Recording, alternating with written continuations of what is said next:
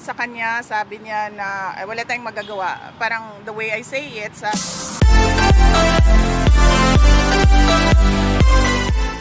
niya, that's life, kesera-sera. But then I told him na some instructions on what to say and what to do. Pero sa totoo lang, dapat hindi talaga yan umalis ng bansa si former President Rodrigo Duterte. Pag umalis po, susunod po ba kayo? Yes, meron na pong arrangements kasi kailangan ko kausapin yung mga abogado doon kung saan man siya dalhin. Pupunta kami, ako, at pupunta yung mga abogado and doon kami mag-uusap kung ano yung mga gagawin. Tingin niyo ba tama yung naging proseso sa warrant of? Ay hindi talaga. Kasi nakalagay sa rules ng ICC, the defendant should be taken to a court, a local court. Dapat dinala siya sa korte. At yung proseso natin dito sa loob, yun yung masusunod para sa pag-implement ng warrant. What were your instructions to the former president? What were your instructions to your father? About legal matters lang, no. So sinabihan ko siya na kung ano yung sasabihin at gagawin for his lawyer. Bibi, ano pong plano niyo? Bakit po kayo nagpunta dito? Gusto niyo po ba sana makausap din si Father? Yeah, and then sinabihan ko din siya na wag tumanggap ng pagkain sa katubig kahit kanino. I understand, nag-prepare sila ng go bag. Nag-usap kami kanina doon sa assistant, maghanda ng go bag. So, Bibi, hindi kayo pinapasok? Ano pong plano niyo dito ngayon? well, nag-aantay ako. Papasukin nila dahil gusto ko makausap personal. Mahirap kasi sa video call kasi choppy. Ginajam nila yung signal. Kailangan ko siya kausapin. Ma'am, Duterte kami ma'am, kahit ano mangyari. Hindi siya iiwanan. Ano pong sabi sa Ano mangyari? Maraming salamat. Bibi Sara, sabi ni Attorney Raul Lambino, nag-grant na daw yung TRO. Any update po dito? Wala po akong update sa temporary restraining order ng Supreme Court. But as I said, lahat ng mga tao dyan sa loob ng base at dyan sa airport, kung Pilipino ka, hindi ka papayag na ginagawa ito. Were you surprised, Bibi? Bibi, tumanggi daw po si... Were you surprised by this scenario, or is it something that you expected? The moment that I was still in the cabinet when this was mentioned, and the moment that I talked to the Justice Secretary, and then I noticed that he had very vague answers.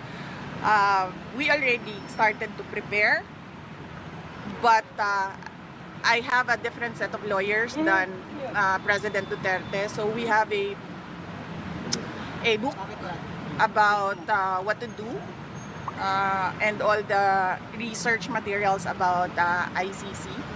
So that is what we did, and then we shared our VP, I know this may be a sensitive question, but have you reached out to the president itself regarding the matter? no, Why not?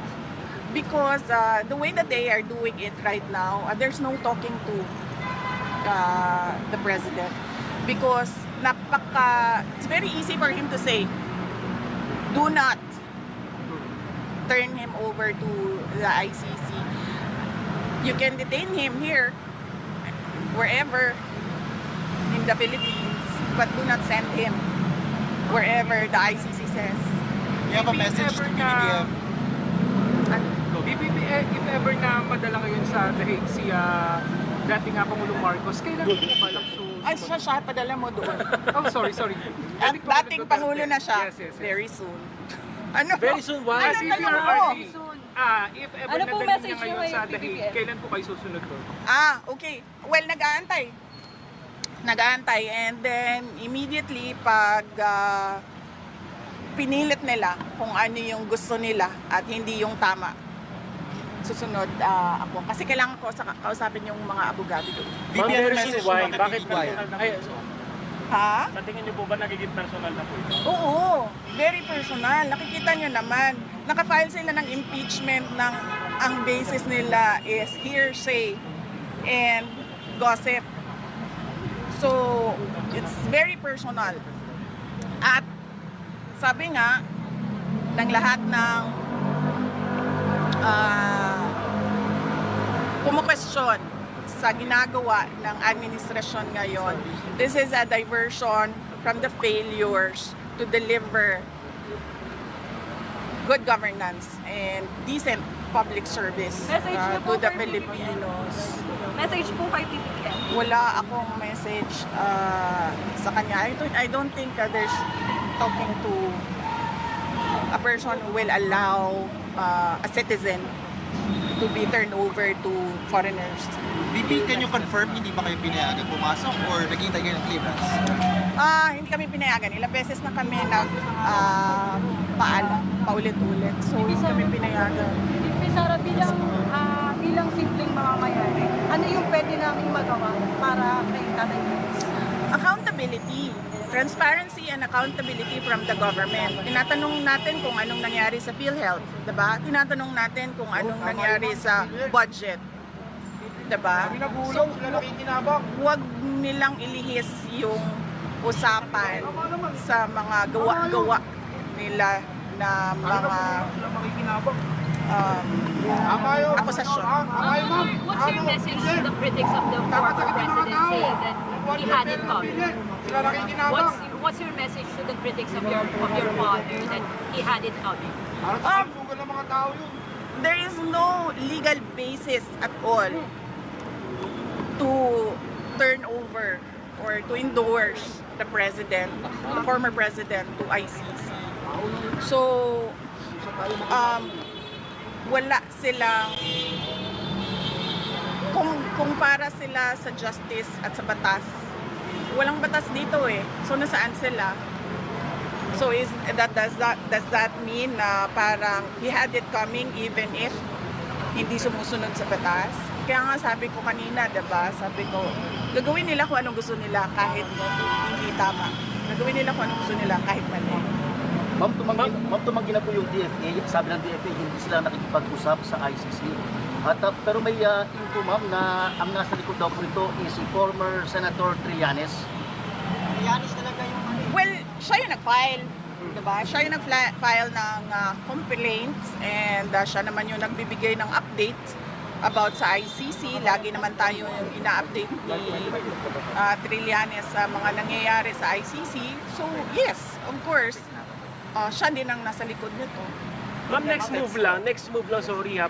Kasi crucial itong gabing ito, pag hindi may labas yung PRO, ano next move nyo? Hindi ko alam. Hawakan ko ba yung gulong ng airplane na yan? So, i-stop mo. How are you feeling, ma'am? Yes.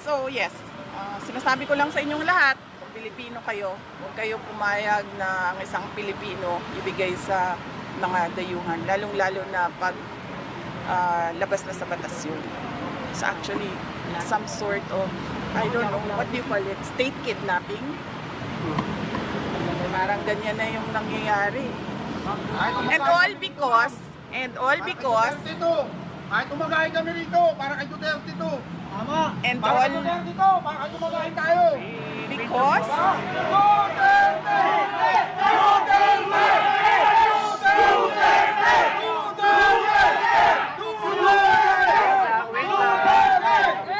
Wait lang ha. Patapusin si Vice President. Go, Vice. Go, Vice. kalimutan. Wait, Kahit mamumagahin kami rito. Sa TRO, ma'am. Kalimutan. Sa state kidnapping. State kidnapping ka na lang. Yes. And all because mukhang matatalo sila sa midterm elections dahil ang lakas ng vote rate sa 9 candidates ng PDP laban. At mag-ingat kayo ha. I warned you about the budget. Hello ko, ma'am. I'm warning all of you about election cheating. Ma'am, ako, ma'am. VP, who do you think should be held accountable dito sa mga nangyari senaryo ngayong araw na to? Sino? Ang entire administration. Yes.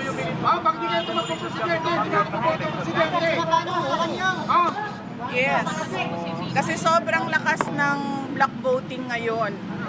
Lumalakas at nagsusnowball yung block voting ng 9 candidates ng PDP laban.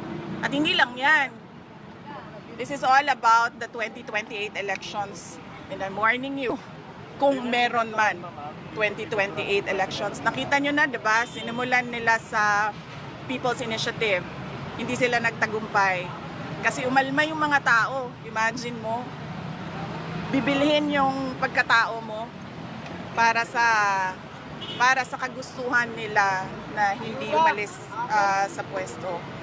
Tapos, sumunod ay impeachment para tanggalin yung kalaban, posibleng kalaban. Ngayon, dahil lumalakas yung PDP block voting of 9 candidates, natanggalin nila si President Duterte. Ma'am, ulitin ko lang po, kumusta po yung huling pag-uusap niyo po ni dating Pangulong Duterte? Okay naman siya. Sinasabi niya kanina, sabi ko, nandito ko sa labas ng gate, hindi ako makapasok. Sabi ko, hindi kita personal na mabigyan ng instructions, pero tinext ko na, sabi ko, minessage ko sa kanila lahat na kung sino man yung nandun sa loob, ano yung kailangan mong gawin. And then he said na, huwag ka na magantay dyan, na umuwi ka na. So, hindi ko rin naman magawa na iwanan ng ating dating Pangulo. Hindi dahil tatay ko siya, pero dahil hindi ko matanggap na nagiging doormat tayo ng mga dayuhan. I mean, ganito lang tayo, mga maliliit na mga tao kung ikumpara mo sa ibang bansa. Pero, alam mo yun, dapat may pride tayo ba? dapat tayo kampi-kampi Pilipino. Ma'am, how is he taking this po? Magkaisa tayo. Nagkausap kami kagabi. And he was okay naman. Sabi niya lagi, idaan lang sa legal.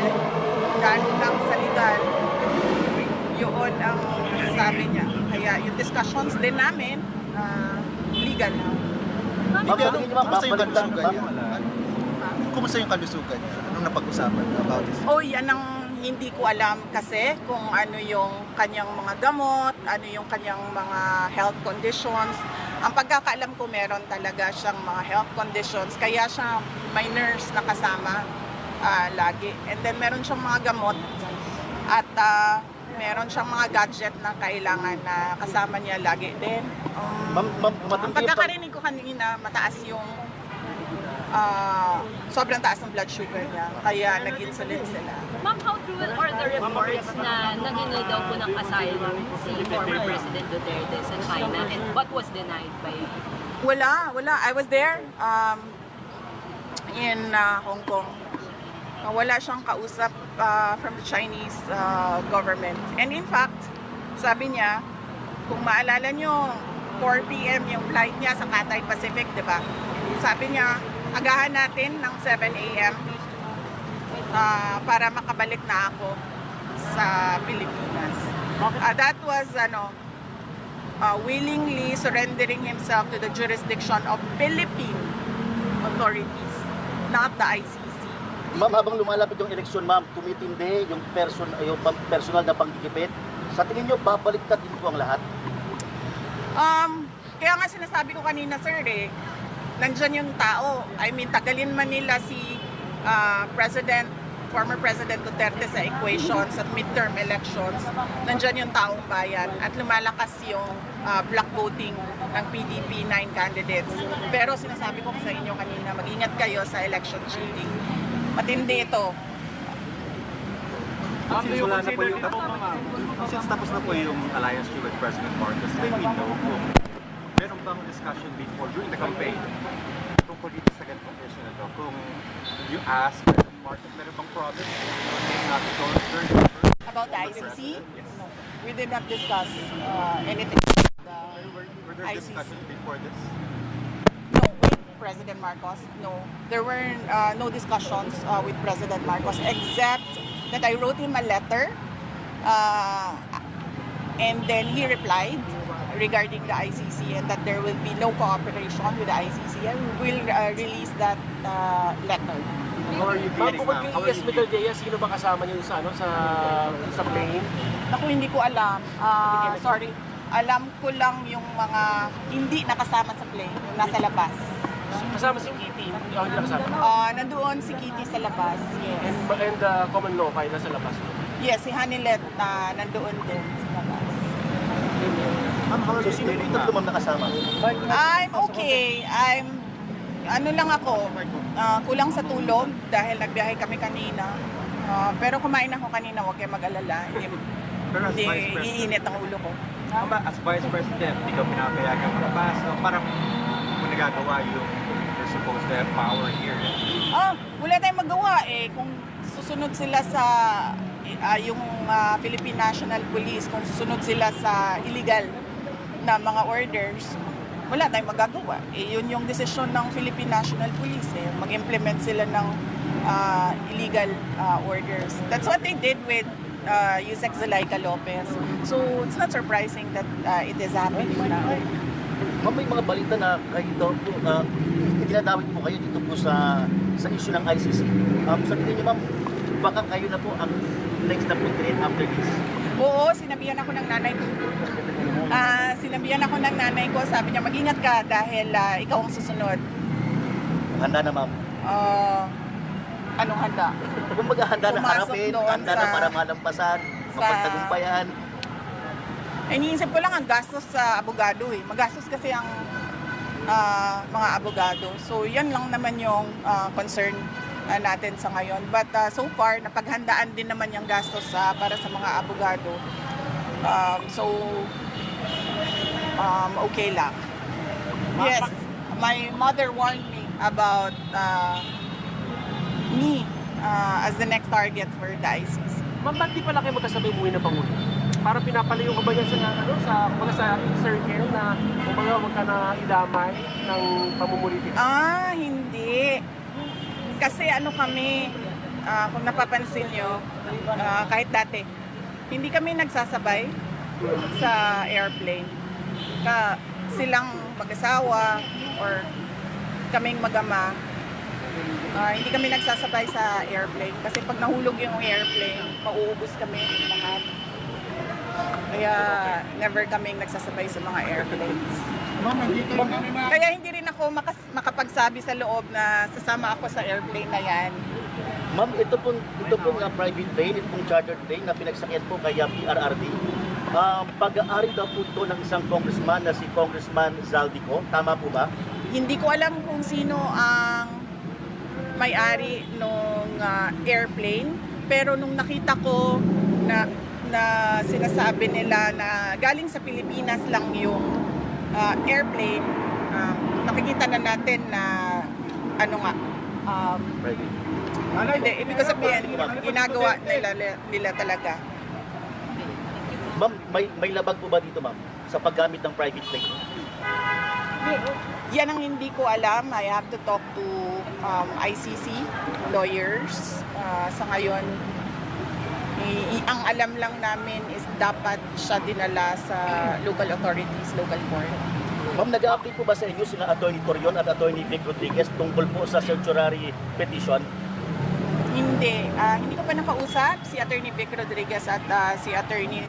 Torion. So, ang nakakausap ko si Atty. Martin Delgra ang nakakausap ko, and si Atty. Harry Roque.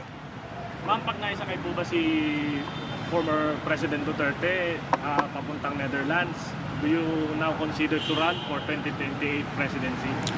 Hindi pa yan yung iniisip natin ngayon. Ang iniisip natin ngayon, unang-una, hindi dapat makaalis si President Duterte dito sa Pilipinas. At pangalawa, kung pipilitin man ng gobyerno na ipadala sa Hague si former President Rodrigo Duterte, paano natin siya mapabalik sa Pilipinas. Yan lang muna yung asikasuhin natin sa ngayon. And of course, yung pangangampanya ng 9 candidates ng PDP Laban. Ma'am, sabi nila ma'am, may sinabi si Attorney Trixie Angeles, ngayon lang po ma'am, after po na maisakay sa chartered Lear jet, si PRRD. Ang sabi niya po, kapag pumalis itong eroplanong to, mananawagan tayo ng people power. Ano po reaction ma'am? Hindi ko kasi nabasa or narinig yung kanyang statement, so hindi ako makakomment sa kung anong nasabi ni Attorney Trixie. Pero sinusuportahan din po ito ma'am? Hindi ko iyan, hindi iyan ang concern ko ngayon. Ang concern natin lahat ngayon ay paano mapanatili dito sa Pilipinas si President Rodrigo Duterte. So tulungan ninyong ng taong bayan, tulungan ninyo kami mag-isip kung paano natin yan magawa na hindi siya umalis dito sa Ma'am, Pilipinas. tutulungan namin yan. Bibi, sabi po ni Attorney Delgra, huling-hiling po po niya ng follow niyo po, makita kayo, makausap kayo, pero hindi pinagbigyan. How do you feel? Well, hindi na nakakagulat yung ganyan na klase na panggigipit sa kanila. Parang, I was born in 1978, no? So hindi ko na wala pa akong, masyado pa akong bata para maalala ko. Pero kung tanungin mo yung mga senior citizens ngayon kung anong nangyari, matindi daw talaga ang panggigipit, oppression, abuse, and greed, sabi ng mga nakakatanda. Pero ma'am, kumpiyansa kayo na hindi makakalipad ang eroplano? Wala akong confidence sa kahit ano ngayon, sir, kasi nakikita nga natin kahit ang ating kapulisan, sumusunod sila sa mga illegal orders. So, kahit kita nyo naman yung pag-file ng impeachment kahit walang basehan. Diba? Okay? Final words. Final words.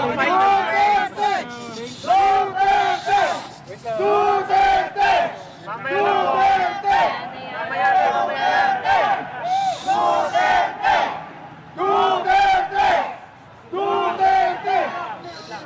Ang final words natin, huwag tayo malihis sa totoong problema ng bayan. Ang totoong problema ay ang presyo.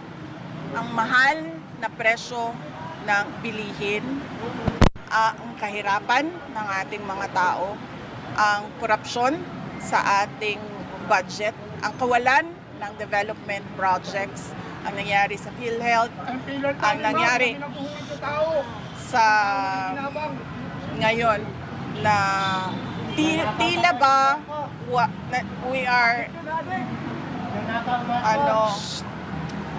stagnant, hindi tayo umuurong forward. Nandito lang tayo nakatayo at walang nangyayari sa bayan, walang nangyayari tungkol sa kahirapan. Yan yung totoong problema ng bayan. Hindi yung ICC, hindi yung impeachment. Ma'am, pahabol, nakausap niyo po si President, si PBBM ma'am? Wala. Hindi kami nagkausap ni President Marcos. There's no talking to someone who does not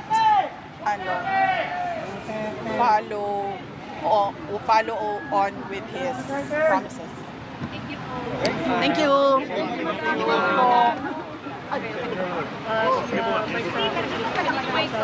you.